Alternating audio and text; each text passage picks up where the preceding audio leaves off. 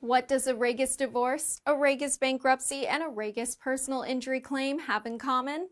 Regis lawyers. Lawyers who care, convenient, affordable, respectful, and experienced. For over 20 years, we have helped thousands throughout the Hudson Valley, New York City, and Long Island. We work 100% for the 99%.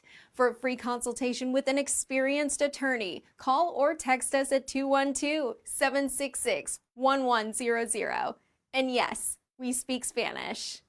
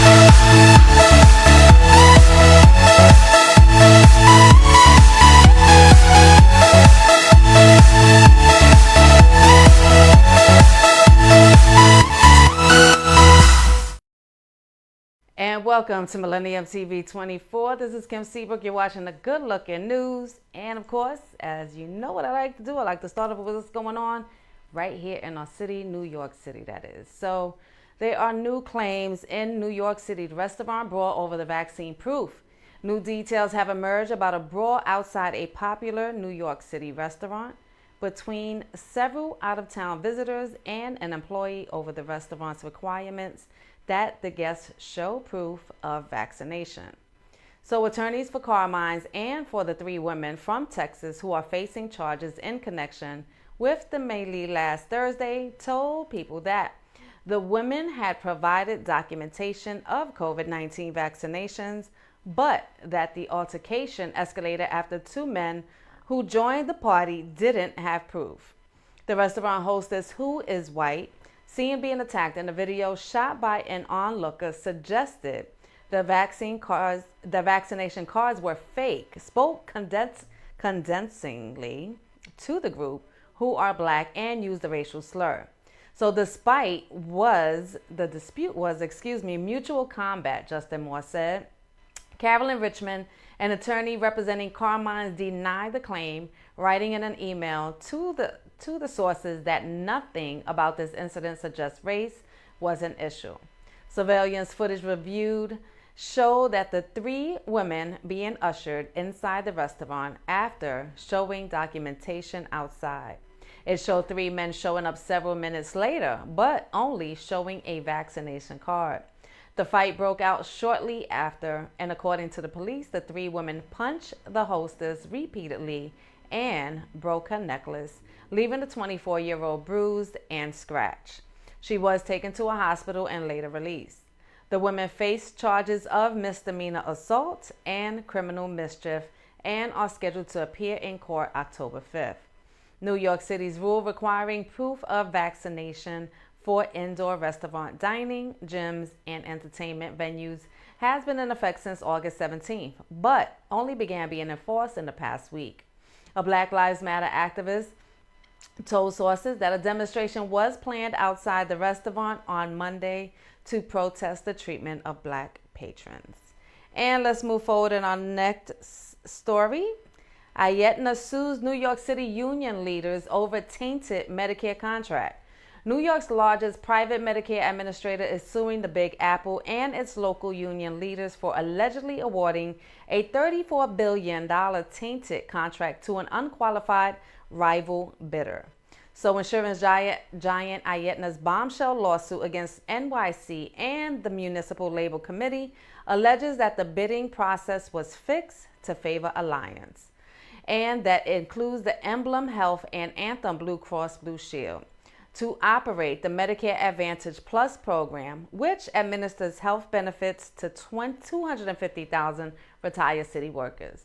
Aetna and Alliance were the two finalists that city officials and union leaders considered for the whopping contract, which is anticipated to save the Big Apple about $3 billion over 5 years, or roughly $600 million a year.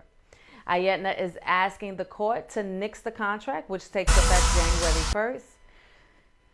And retired city workers are eligible for Medicare, the federal-run program that provides health insurance for people who reach 65, but their union contract also calls for the Big Apple to pick up the cost of their monthly premiums for Medicare Part B, which covers outpatient care, as well as other supplemental services not covered by Medicare. Aetna is arguing that it has more experience than Alliance in handling such matters, and even city officials have acknowledged that Aetna, the nation's third largest health insurance provider, was clearly the more experienced bidder in running Medicare Advantage programs across the country. One of the criteria in the proposal was that the bidders had to have provided service to a client with at least 50,000 subscribers.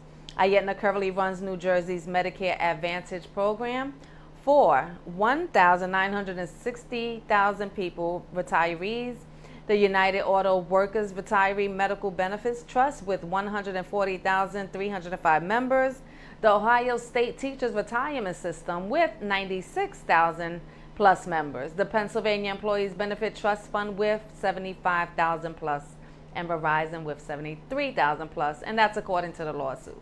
Aetna alleges that Alliance failed to meet even this low bar. So next, what happened in the Bronx this past week. Slain man at the Bronx barbecue was visiting family at the time. The 22-year-old man gunned down at a Bronx barbecue late Saturday night was a Honduran immigrant from New Orleans in town visiting family. His brother said Sunday. Joseph Sanchez, the man who was killed at a shooting in Claremont Park in the Bronx on September 18, 2021.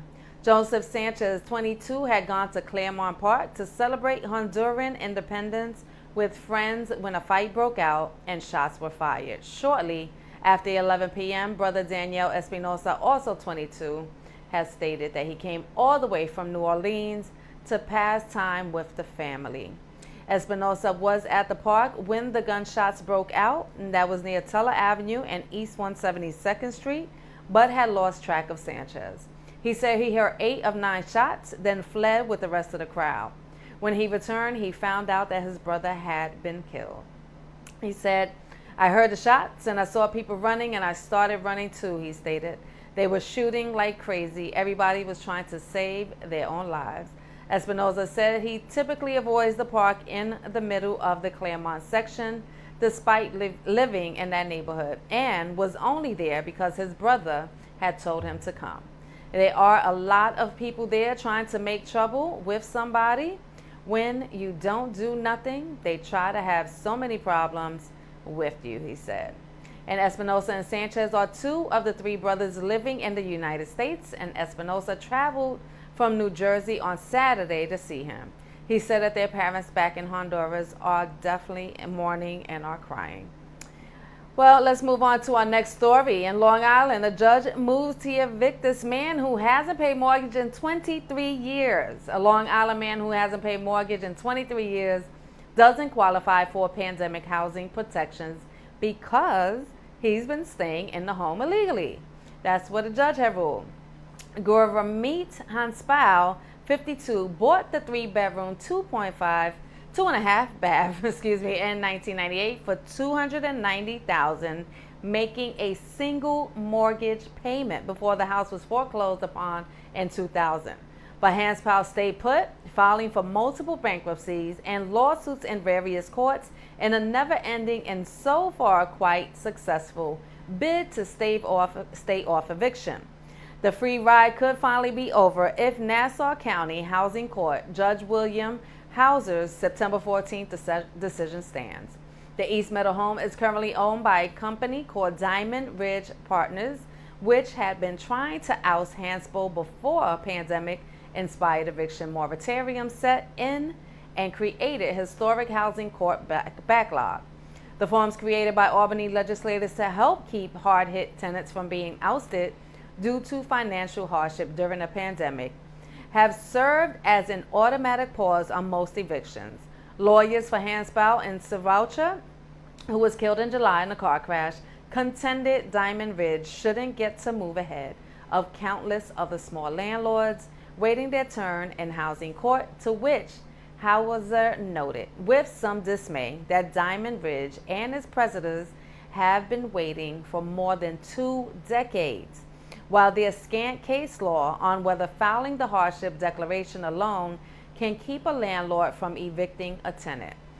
Hauser wrote that the form shouldn't apply to Hanspal because he's not a tenant. The protections of the COVID declaration would adhere to tenants, but not to those who have no financial obligation, Hauser ruled, including people who illegally stay in a home despite a foreclosure would and could be considered occupants at sufferance, if not outright squatters. Hanspal's behavior, which reflects no payments of any kind for decades, argues strongly against any protection.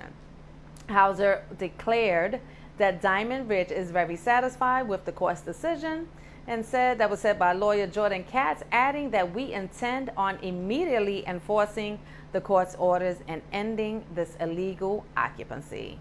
An attorney for Hanspal didn't return a message, and an attorney representing Sriwala and other residents declined comment.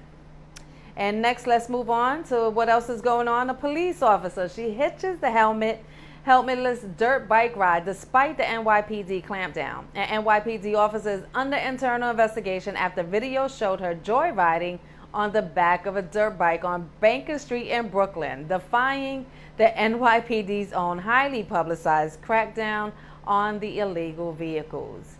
The brief seconds-long clip obtained shows the officer hugging the dirt biker who pops a wheelie as the two glide down an apparently empty street while other bikers and motorcycle riders look on. Dirt bikes and ATVs are not legally permitted on the New York City streets.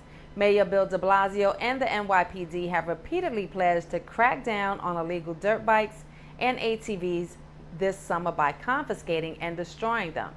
The mayor appeared last Thursday with NYPD officials at the Fresh Kills landfill on Staten Island to ceremoniously crush several dozen illegal dirt bikes and ATVs instead of just talking about the fact it's against the law or giving a summon or anything like that. We're doing the most aggressive thing possible. We're taking the dirt bikes away and you're never going to see it again, Hisner claimed during the stunt. The mayor also tweeted out video of the bikes being crushed with the caption, "We have a message for anyone driving an illegal dirt bike in New York City.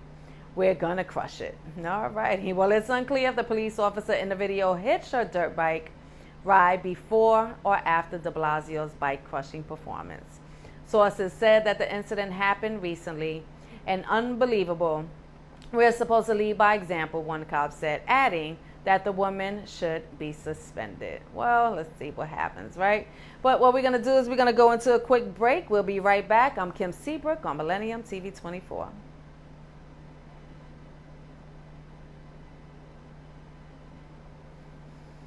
What does a Regis divorce, a Regis bankruptcy, and a Regis personal injury claim have in common? Regis lawyers. Lawyers who care, convenient, affordable, respectful, and experienced. For over 20 years, we have helped thousands throughout the Hudson Valley, New York City, and Long Island. We work 100% for the 99%. For a free consultation with an experienced attorney, call or text us at 212-766-1100. And yes, we speak Spanish.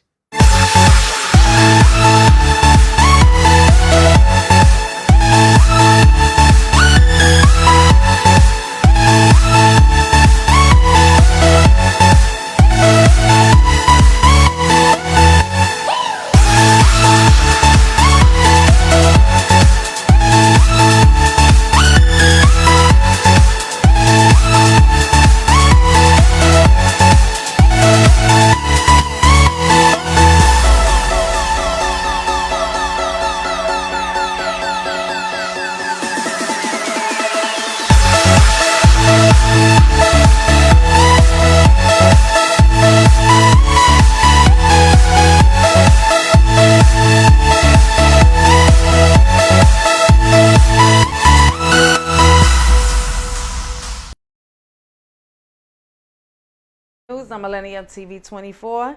And let's move on. We have the body found in Wyoming believed to be Gabrielle Petito. Authorities say a body discovered Sunday in Wyoming is believed to be Gabby Petito. The FBI said that the body was found by law enforcement agents who have spent the past 2 days searching campgrounds. The cause of death has not yet been determined, said FBI Supervisor Special Agent Charles Jones. Full forensic identification has not been completed to confirm 100% that we found Gabby, but her family has been notified, Jones said, and this is an incredibly difficult time for Petito's family and friends. An attorney who has been acting as a spokesman for the Petito family could not be reached immediately for comment. However, an undeveloped camping area on the east side of Grand Teton bordering National Forest land will remain closed until further notice while the investigation continues. Jones stated that investigators are still seeking information from anyone who may have seen Petito or Brian Laundrie around some camping sites that's located on Grand Teton National Park's eastern boundary, the same site that was the subject of law enforcement search efforts over the weekend. Petito and her boyfriend Laundrie left in July on a cross-country trek in a converted van to visit national parks in the U.S. Police said that Laundrie was alone when he drove the van back to his parents' home in Northport, Florida. That was on September 1st. Laundrie has been identified as a person of interest in the case. He was last seen Tuesday by family members in Florida.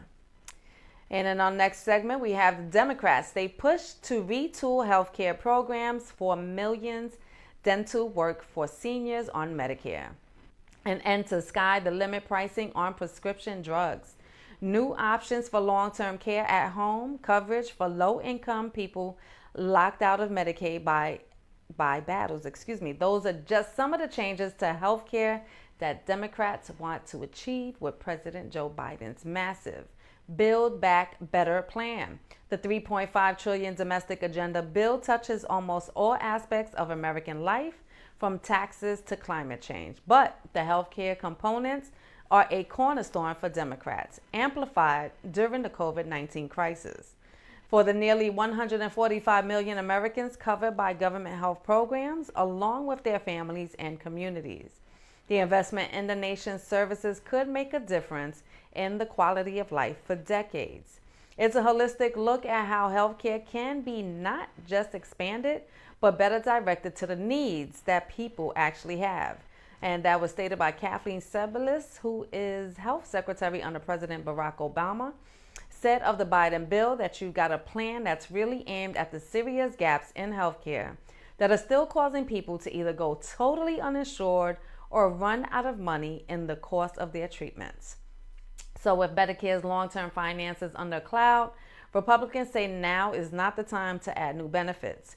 They are planning to oppose not just the health care provisions, but the entire Biden package, voting lockstep against it as too big, costly, and a slide towards socialism. Mindful of the politics ahead, Democrats are assembling the package with their slim hold on Congress instead of launching new experiments that many progressives prefer, and they have chosen to plow more resources into existing programs from Medicare and Medicaid enacted during the Great Society to the Obama-era Affordable Care Act. But it's a compromise of sorts led by Biden's approach, paid for by taxes on corporations and the wealthy, those earning more than $400,000, as well as savings on prescription drug prices paid by the government to the pharmaceutical companies. And what do we have next? A military training jet crashes in Texas, injuring both pilots. A military training jet crashed Sunday in a neighborhood near Fort Worth, Texas, injuring the two pilots and damaging 3 homes, but not seriously hurting anyone on the ground. Both pilots managed to eject from the plane before it crashed in Lake Worth, which is just west of Fort Worth. Authorities said at a news conference, this incident could have been much worse, knowing that this plane went down in a residential area. And the fire chief Ryan said that the crash was reported to authorities shortly before 11 a.m. Police Chief JT said one of the pilots' parachutes got tangled in power line, and one of the pilots was flown to a hospital in Dallas and was in critical condition. The other was driven to a hospital in Fort Worth. The chief of Naval Air Training in Corpus Christi said in a Facebook post that the training jet that crashed was a Navy T-45C assigned to Training Air Wing 2 at Naval Air Station in Kingsville. That's about 420 miles south of Lake Worth. The post also stated that the instructor pilot was in stable condition and the student naval aviator's condition was unknown, but he was alive and being treated. They were conducting a routine training flight that originated from the Corpus Christi International Airport, about 350 miles south of Lake Worth along the Gulf Coast. 3 homes were damaged and 3 residents of those homes were treated at the scene and released. The Fort Worth Fire Department stated the crash cut power to 44 homes in the area and utility crews were working to restore it. But we are incredibly fortunate that the plane crashed in the backyards of the homes and not the residents themselves. And what else? They also stated that 2 off-duty Fort Worth firefighters witnessed the crash and were the first on the scene, where they were able to tend to the injured pilots, the department said. Arthur also stated that the people who lived in the damaged homes will be displaced because of the crash. The neighborhood is near the Naval Air Station Joint Reserve Base. Officials stated multiple representatives from the military were at the crash scene, and attempts to reach the Naval Air Station for comment were not immediately successful on Sunday. Well, let's move on to our next story. Unresolved exhibit focuses on civil rights era killings, and an interactive exhibit in Mississippi prompts visitors to sneak aloud the names of people who were killed in acts of racist violence in the United States during the civil rights era. Incantations in a darkened room to honor some 150 men, women, and children whose lives were cut short. The names appears on lighted glass panels backed by images of trees. Next to each name is a code that visitors can scan with their cell phones. Say his name to begin his story or say her name to begin her story, says the recorded narrator journalist Charlene Hunter Galt, who made history in 1961 as one of the first black students to enroll in the University of Georgia. The traveling exhibit Unresolved was created by PBS Frontline with artist, filmmaker, and technologist Tamara Shaugalau. It is on display until October 24th at the 2 Mississippi museums in downtown Jackson. The Mississippi Civil Rights Museum and Museum of Mississippi History are under one roof and share a lobby, meeting areas, and exhibit spaces. The exhibit opened in Mississippi on August 28th, 66 years to the day after Emmett Till, a black teenager from Chicago, was abducted, tortured, and killed in the Mississippi Delta after witnesses said he whistled at a white woman working in a country store. His mother insisted on an open casket funeral in Chicago, and photos of his brutalized body became a catalyst for the civil rights movement.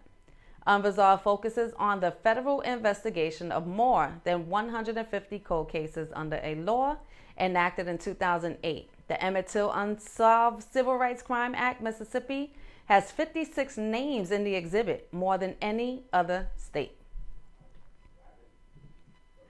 Well, let's move on to our next story, and where we have use of OxyContin profits to fight opioids formally approved. George formally approved a plan Friday to turn OxyContin maker Purdue Pharma into a new company no longer owned by members of the Sackler family, and with its profits going to fight the opioid epidemic. U.S. bankruptcy judge Robert Drain officially confirmed the reorganization Friday, more than 2 weeks after he announced he would do so, pending two largely technical changes to the plan that was presented by the company and hashed out with lawyers representing those with claims against the company. His confirmation took more than 6 hours to read in court earlier this month, and the written version is 159 pages long, full of reasoning that appeals courts can consider later. Several states, among other parties, have already appealed the decision. The deal resolves some 3,000 lawsuits filed by state and local governments, Native American tribes, union hospitals, and others who claim the company's marketing of prescription opioids helped spark and continue an overdose epidemic linked to more than 500,000 deaths in the United States in the last 2 decades. The plan will use company profits and $4.5 billion in cash and charitable assets from members of the Sackler family to pay some individual victims, amounts expected to range from $3,500 to $48,000, and help fund opioid treatment and prevention programs across the U.S. Members of the Sackler family are also required to get out of the opioid business worldwide in time. Millions of company documents, including communications with company lawyers, are to be made public. The changes are to take effect when the bankruptcy process is finalized. The earliest that could be is in December, and the attorney generals from the states of Connecticut, Maryland, Washington, and the District of Columbia, as well as the U.S. bankruptcy trustee, have all announced appeals. Their chief objection is that the members of the wealthy Sackler family would be granted protection from lawsuits over opioids. And for many people in recovery from opioid addictions or who have lost loved ones to overdoses, the deal is infuriating. Well, you know what we're going to do? We're going to take a break. We'll be right back, and I'm going to give you some more tips, and I'll tell you what they are when we get back. I'm Kim Seabrook. You're watching the Good Look in News. We'll be right back. What does a Regis divorce, a Regis bankruptcy, and a Regis personal injury claim have in common?